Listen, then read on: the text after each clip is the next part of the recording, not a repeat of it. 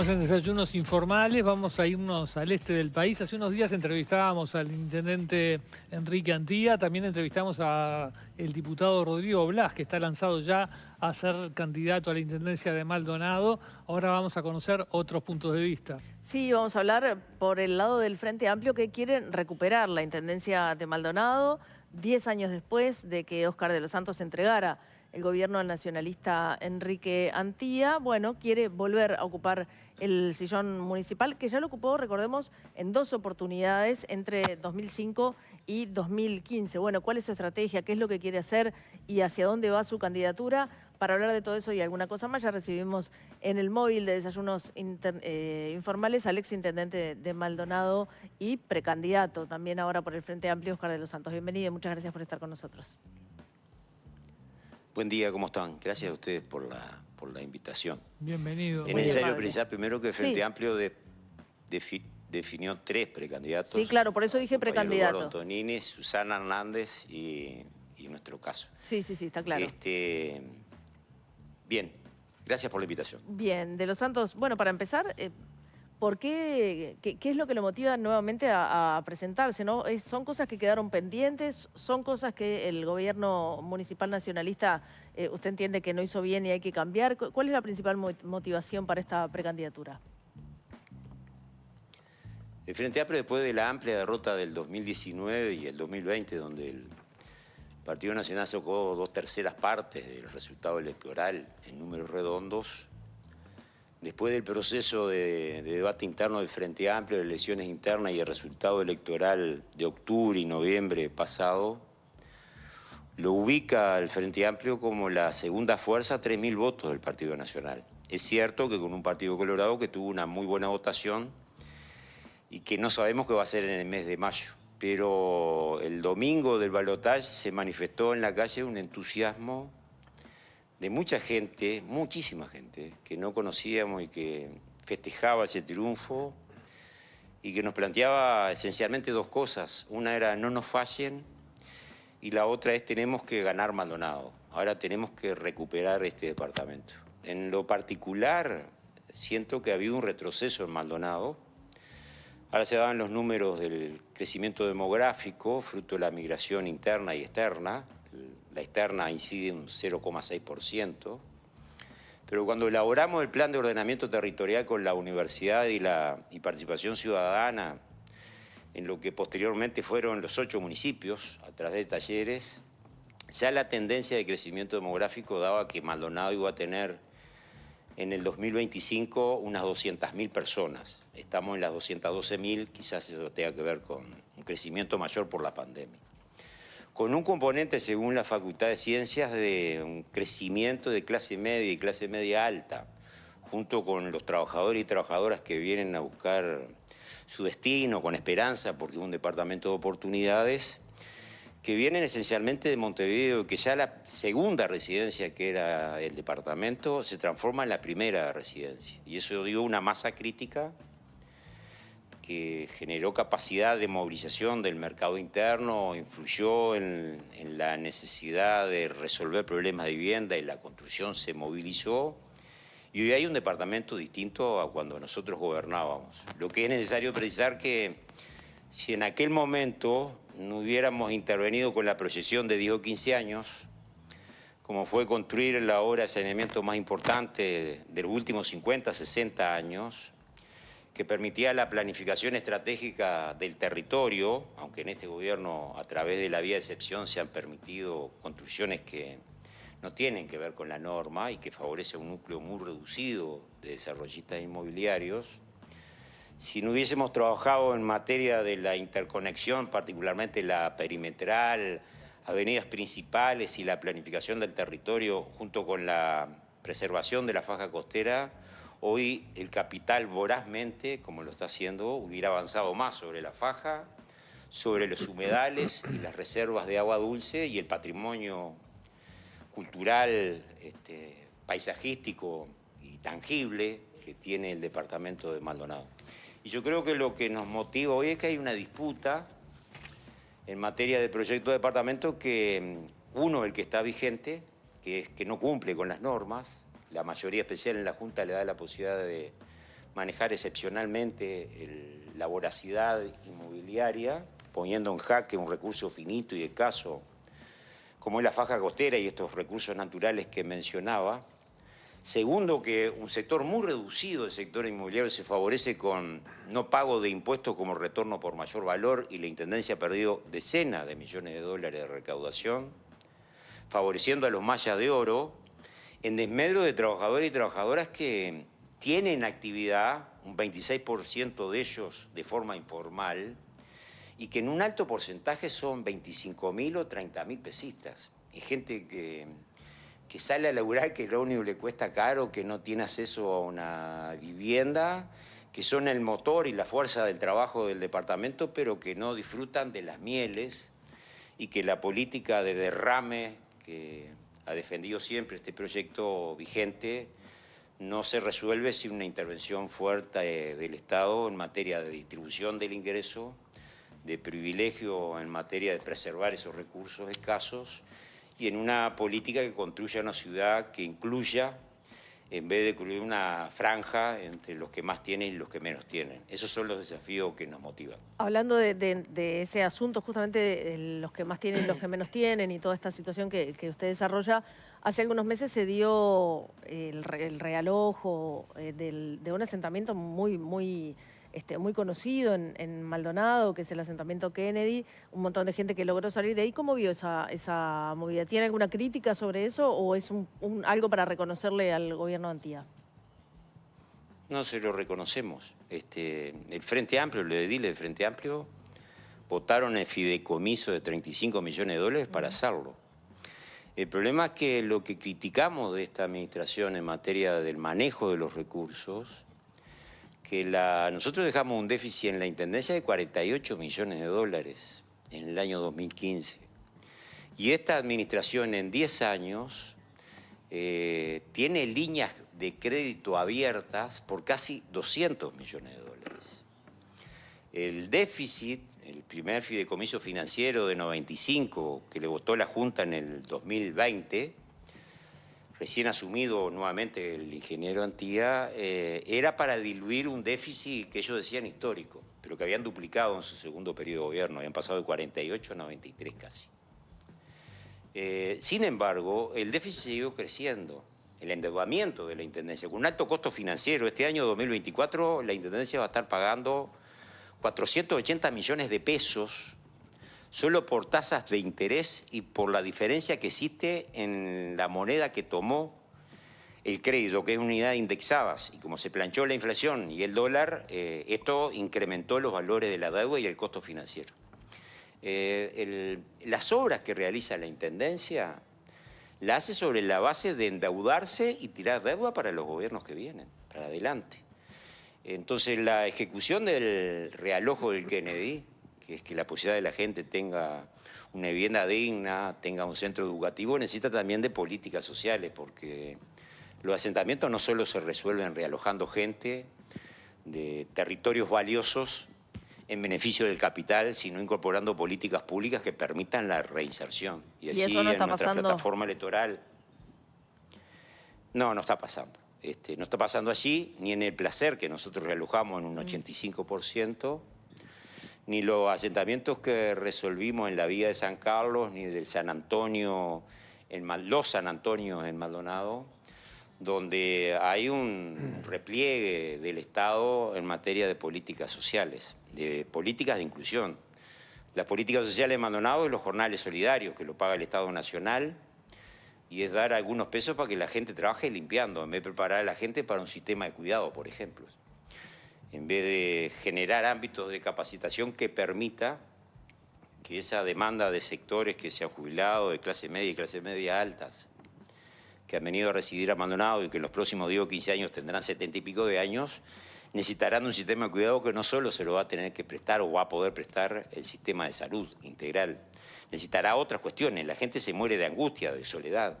Pero también en los barrios más pobres, una mujer trabajadora que tiene 2 o 3 hijos tiene que pagarle a alguien en negro en forma informal, a la muchacha, le dicen, para que le cuide su gurises para pagar un boleto que le cuesta 70 y pico de pesos a Maldonado, de San Carlos, donde yo resido, a Punta del Este más.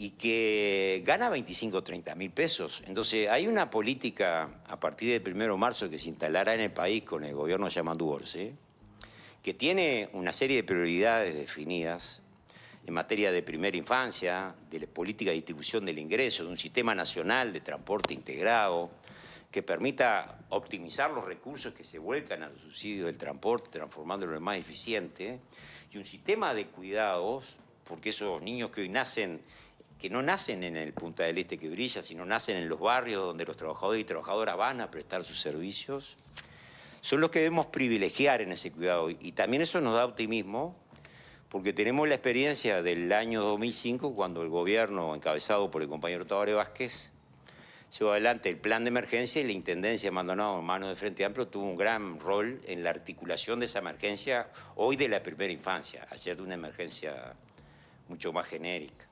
En segundo aspecto es que si la Intendencia no modifica la forma del gasto, porque el déficit sigue creciendo, aún con esas líneas de crédito siguen endeudándose y nunca le cierra los años, es decir, termina en rojo todos los años, y el Tribunal de Cuentas se lo observa y se lo eleva al alza, es decir, la Intendencia declara menos del déficit que efectivamente está en las resoluciones del Tribunal de Cuentas de la República. Maldonado tiene enormes potencialidades, pero si la Intendencia sigue funcionando como un comité político del Partido Nacional, las oportunidades serán de los Maya de Oro, quedarán sectores postergados y hay sectores de clase media y emprendedores que necesitan una serie de estímulos para aprovechar esas oportunidades que la Intendencia deberá prestarle atención en políticas articuladas con el Gobierno Nacional. De los Santos, usted, el público montevideano lo recuerda como parte de la Alianza Progresista, aquel sector que lideraba el ex vicepresidente y canciller Rodolfo Donín Noboa. Ahora lidera un sector que se llama Reencuentro Frente Amplista. ¿Qué significa Reencuentro Frente Amplista en la interna del Frente Amplio? ¿Qué ideas tiene? ¿Qué particularidades tiene?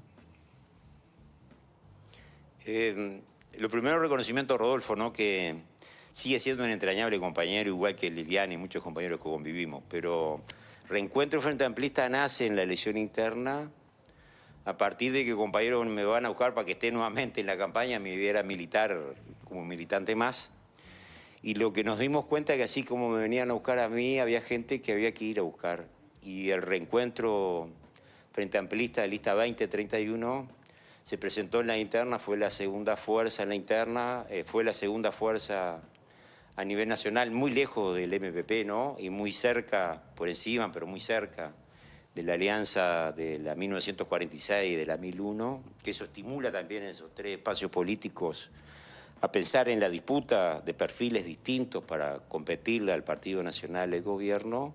Es un espacio político que incorpora sectores nacionales y agrupaciones locales. Tenemos agrupaciones en Las Flores, en Aiguá, tenemos en San Carlos, en el Balneario de Buenos Aires, en La Capuera, en Maldonado. Agrupaciones de frente amplistas que se reengancharon sobre la base del estímulo que el Flaco iba a acompañar ese proceso, que es lo que estoy haciendo, y que buscan un espacio donde aportar.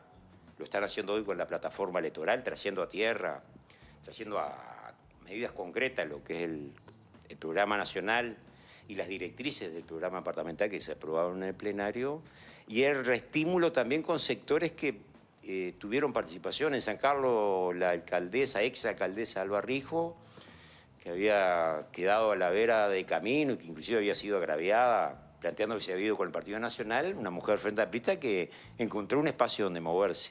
Otros compañeros jóvenes o viejos compañeros, perdón, que sienten que en esa organización de movimiento horizontal es donde pueden aportar. Yo creo que nos reencontramos en una nueva forma de aportarle para que el Frente Amplio ganara y creemos que podemos contribuir a que el Frente Amplio gane Maldonado. ¿Pero tiene el perfil astorista que tenía el sector de Donín Noboa? Tiene varios perfiles. El perfil astorista está, el perfil de la 738 está, y hay gente que viene del perfil astorista y de la 738 y el espacio serenista que se desencantó y que encontró en este espacio la posibilidad de convivir con aquellos que aún se definen serenistas o astoristas. No cabe duda que Sereni marcó un hito perdón, en la izquierda uruguaya, Y Astori dio solvencia en materia económica de una conducción de un país que era inviable a partir de la crisis del 2002 y lo transformó en viable. Y eso todos admiramos de Astori. Los desafíos que hoy tenemos en materia de política económica, de descentralización en materia política como lo impulsaba Tabaré Vázquez y como lo impulsó José Mujica, resolviendo, por ejemplo, el tema del lío de las patentes, implica pensar al país en clave de regiones. No solo para abordar lo que significan los servicios y el desarrollo humano integral, sino la potencialidad productiva. Y estamos convencidos que en esta región este, si tomo la Costa de Oro, Maldonado, Rocha, inclusive parte de La Valleja, hay un enorme potencial con la instalación de la Universidad de la República, de la UTEC en otros lugares, para lograr que esta región crezca con su perfil turístico, de desarrollo inmobiliario, pero también incorporando yo diría una transición productiva que tenga que ver con las nuevas tecnologías, las TIC, la inteligencia artificial, la planificación y el ordenamiento del territorio con la Universidad de la República, las universidades privadas, la participación de los profesionales universitarios como la SAO, los sectores desarrollistas. Necesitamos ir a un nuevo pacto urbano, porque costa tenemos solo una y es escasa. Y necesitamos acordar con el resto de la sociedad para que Maldonado y la costa atlántica y ese pedazo del Río de la Plata no anda en los vaivenes de si gobierna la izquierda y la derecha. Y ese va a ser un desafío enorme que yo creo que a su vez necesitará también legislación nacional para ponerle límite a los desbordes del capital cuando su ambición va más allá de las posibilidades que tiene el medio ambiente. Usted lo decía recién, Reencuentro Frente Amplista fue la segunda fuerza en las elecciones, ¿no? en el comienzo del ciclo electoral. Y el MPF fue la ganadora, liderada por Antonini, que también es candidato por el Frente Amplio. ¿Usted considera que eso hay que tenerlo en cuenta o en mayo eso no se puede trasladar porque son elecciones totalmente diferentes? Está su figura, que fue intendente 10 años. ¿Cómo evalúa la relación de fuerzas dentro del Frente Amplio? Hoy hay una clara definición dentro del Frente Amplio a nivel nacional, y en Maldonado también se vio así, del espacio 609. Y en Maldonado la cercanía que tuvimos de estar a 3.000 votos del Partido Nacional es fruto del conjunto de la fuerza del Frente Amplio, también de la 609. Y de la 1001 con la lista 1946, que fue otro espacio que encabeza Susana Hernández, quien fue mi suplente, y otro espacio en la 2031 y sus aliados, que estamos construyendo una red de organizaciones que no se han definido, pero posiblemente voten con nosotros. Yo creo que hay un equilibrio, que la elección de mayo no es la misma que la de octubre y que allí pueden aflorar temas que tienen que ver con los perfiles de la persona. Yo no puedo asegurar, más allá de mi experiencia como intendente, que la gente opte por el perfil de la experiencia, porque también hay un cambio en la sociedad de Maldonado que muchas veces ni nos conoce, ¿no? A ver, seamos francos, cuando crecimos a 212.000 personas, la ciudad de Maldonado, donde está concentrado el grueso de la población, es gente que no conoce a los dirigentes políticos, no nos conoce. Es más, en alguna encuesta aparece niveles de conocimiento aún del ingeniero Antilla, que lleva 10 años intendente. Entonces estamos moviéndonos en una sociedad que tenemos que aprender a conocerla y nadie creer que es dueña de sus votos, ni aquellos que votaron bien, ni los que votamos más o menos, ni aquellos que fuimos intendentes. Porque la memoria colectiva es un proceso largo y la gente, aparte de votar con memoria, quiere votar con futuro. Y creo que ahí está el enclave del planteo de la izquierda en Maldonado y los sectores progresistas, que tienen que establecer alianzas para avanzar hacia un nuevo ciclo de transformaciones que sea más justo con la población, particularmente con los más postergados, que empuje a los emprendedores, porque necesitamos esa capacidad de emprendedurismo, y que ponga el conocimiento científico y la academia al servicio del desarrollo de forma amigable con el medio ambiente, donde el capital tenga límites y aporte para que los otros sectores se desarrollen. Esa es la cruz de los caminos que está Maldonado en el mes de mayo. Perdón, Leo. No, volviendo al pasado, pero pensando en el futuro. Usted fue 10 años intendente. Después de eso, bueno, ganó el Partido Nacional en 2 ocasiones. Una de ellas, como usted decía, en el 2019 con un amplísimo margen. ¿Cuáles son los errores que usted cometió en su mandato que no quiere volver a cometer si es electo nuevamente como intendente de Maldonado? Yo cometí errores. podría ser una lista de errores, pero cuando los miro, a ver, si ustedes como periodistas estoy seguro le preguntan uno y el que van a recordar es a Tenil, ¿no? Que fue el convenio de patrocinio de la publicidad. Y tuve juicios por eso, y cuando el ingeniero Antía llegó en el 2015, contrató una auditoría de forma directa, $120.000, para que ocultara en los gobiernos nuestros, y terminó haciendo 3 denuncias judiciales penales que culminaron en archivo después de 8 años, 9 de desgaste. Créanme que tanto los Atenil, ir a Montevideo y declarar sobre los Atenil en cada entrevista, como estas denuncias sufrieron un efecto en mi propio estado de ánimo. El Frente Amplio lo reivindicó cuando se archivaron. Eso me motivó, el Frente Amplismo, sentí ese abrigo del Frente Amplismo y de la sociedad que vota el Partido Nacional o el Partido Colorado, pero sentía que allí había un tipo que lo estaban vapuleando y que lo querían eliminar. Pero creo que la experiencia es lo que permite saber que la construcción de institucionalidad y la fortaleza de la misma es la garantía de la República. Más allá de nuestra voluntad a la velocidad que quieramos andar, seas más joven o más viejo, lo que hay que transformar es la institucionalidad, porque los cambios que puede haber ejecutado sobre la base de institucionalidades débiles o instituciones débiles, cuando vuelven estos sectores que benefician al capital, barren con lo que son conquistas y servicios. Y pueden mencionar el Kennedy Realojo como un ejemplo, que es para pagar para adelante, pero los desafíos que tiene Maldonado es lograr nuevos pactos. Para mí el pacto urbano y social es definitivo y está claro que a la velocidad que quise hacer andar los gobiernos departamentales que encabecé, junto con el Frente Amplio, cometí muchos errores por mi propia juventud, por la imprudencia y por no reconocer el conjunto de la institucionalidad. Hoy el Frente Todo reconoce esa institucionalidad y sabe la que tiene que cambiar. Una es la necesidad de descentralizar. En esta ciudad donde yo vivo, en los gobiernos del Frente Amplio, el presupuesto quinquenal, el último presupuesto quinquenal del Frente Amplio, tuvo $22 millones para invertir. En el primero de Antía bajó a 9 y en este creo que no llega a 4. Cuando las cámaras de seguridad la compra el ingeniero Antía y paga más de $20 millones, no sé la cifra exacta, y gestiona a nombre de la seguridad pública, un rol que es del ministerio, la instala en Punta del Este y en el centro Maldonado, pero la tasa de seguridad la pagan en el barrio Rodríguez Barrio, en Pan de Azúcar o en cualquier barrio obrero. Entonces, cuando los servicios se prestan de caridad para solo un sector de la sociedad y el resto lo paga, es profundamente antidemocrático.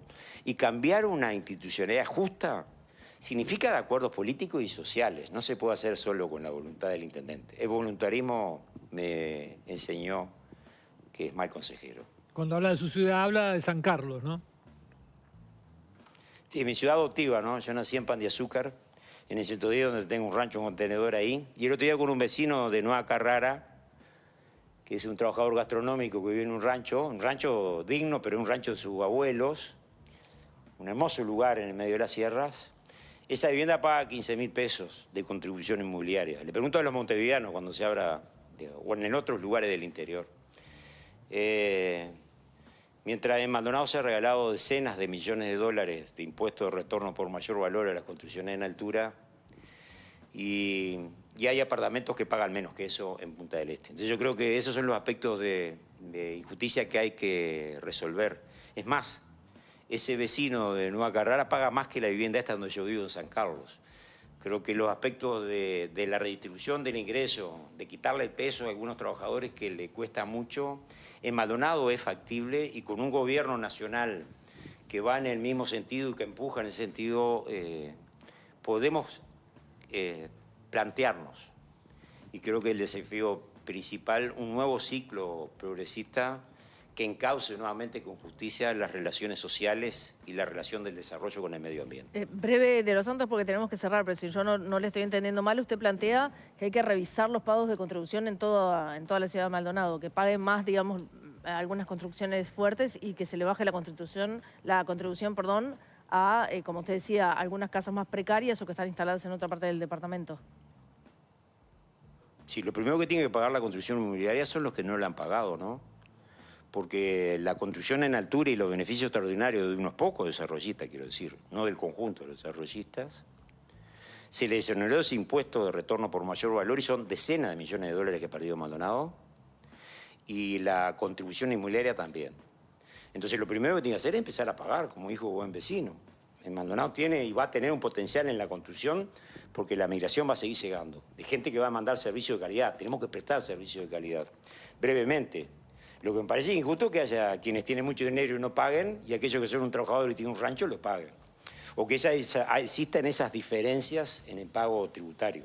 Hay que ir a un reaforo catastral y hay que ir al subsidio de la contribución inmobiliaria y otros servicios a los sectores más vulnerables, a las madres jefas de hogar con hijo a cargo, aquellos que trabajan y ganan 25 o 30 mil pesos, y hay que levantarse a trabajar por 25 o 30 mil pesos, pagar el ómnibus y saber que vas a estar 10, 12 horas fuera de tu casa porque el servicio es malo. Esos sectores, si no los preparamos, lo que se tiene que dar cuenta es el capital, los que no pagan, que los van a precisar. Los hijos de esos trabajadores, si no son cuidados en lugares donde tengan piscinas, polideportivos, centros culturales, educativos, la demanda de la mano de obra calificada que necesitará Punta del Este no existirá solo por un problema de miopía del capital que muchas veces es absolutamente miserable cuando mira el futuro. Y yo creo que ese diálogo también hay que incorporarlo al capital, porque sin la fuerza del trabajo no hay posibilidad de desarrollo aunque el capital se acumule. Y porque queremos que los hijos de los que no tienen nada, con los hijos de que tienen mucho, puedan convivir en los mismos espacios públicos, en las mismas playas, en una sociedad que es atractiva y se diferencia por este perfil. Y creo que eso es lo que hay que acentuar en el trabajo. Esos son los sueños que tenemos. Óscar de los Santos, muchísimas gracias por esta entrevista, muy amable. No, a ustedes. Muy amable, ha sido un gusto. Gracias. Muchas gracias. Muchas gracias. Muy amable.